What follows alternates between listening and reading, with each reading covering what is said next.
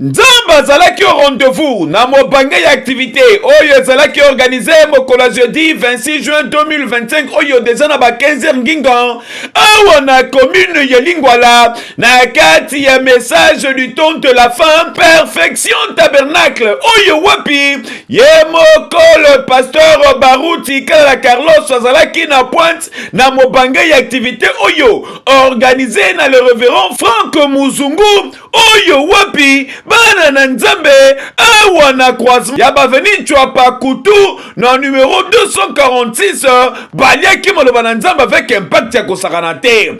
Le Dieu de mon père est vivant. Ezali nde bongo mama na teme développé et père le révérend Baruti Kala Carlos na ba descente nyonso oyo ezali na kati ya kosala yoka mateya oyo.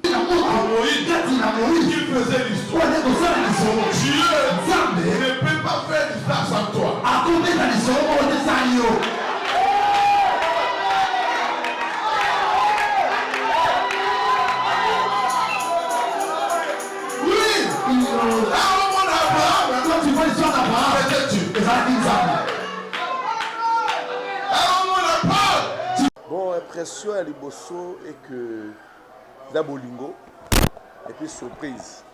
Moni dans le bac qui n'a moi adresse na Salaki qui est passé Carlos Ayaka de temps à autre. Ayaka. Tout dans le lac numéro Ayaka plus d'une fois, plus de 2 fois. Et cette fois-ci sur Toyambi depuis a commis pasteur titulaire chrétien d'Abisso na Baru Tabernacle. To bengiye ba gizeze belé bazo bengaye partout ba poto mais andimi koya. Mais eloko nga na moni na mateya na démonstration ya puissance ya Nzambe na nanu na monate na comprendre que Nzambe oyo azalaki na Elia akumi Nzambe ya Elisha donc akumi Nzambe Élisée Nzambe azalaki na Branham akumi Nzambe ya Baruti Nzambe ya Baruti akumi Nzambe ya Carlos Baruti voilà ezaki pona salut ya ba âme le biko ya bana Nzambe. Et réellement, babiki, nazola c'est un appel solennel na bananzambe nyusu ba balingaka Jésus-Christ. Atana nous oyebi Jésus te partout aux alléli, yaka le 2 le 3 août tous en espérant parler du peuple pour na comme une démonstration à Jésus-Christ pour le salut. Ya ba amna biso pour na lobi copier ba ndoto na biso. Et makoma na biso ndoto na encore pas compliqué, ça va copier sa biso biano. Conseil ezaka moko abatela liloba oya tango.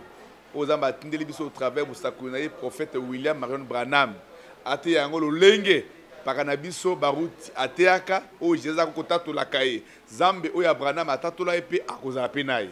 C'est ça le conseil abatera liloba les restes ça va s'occuper akipete marabu opposition o fingana na o nimelaye te Zambe moko akotinda biso yo to nimelaye voilà adresse na biso ezaka moko awa na Lingwala awa église sœur à Baru Tabernacle ezaka moko comme na perfection tabernacle na avenue Chwapa 246 quartier Singamo Pepe commune de Lingwala référence Itaka Mushi awa pas passer Franck Samo Muzungu donc horaire ezaka moko mercredi soir vendredi soir et dimanche matin jusqu'à 12h comme d'habitude que Dieu vous bénisse richement.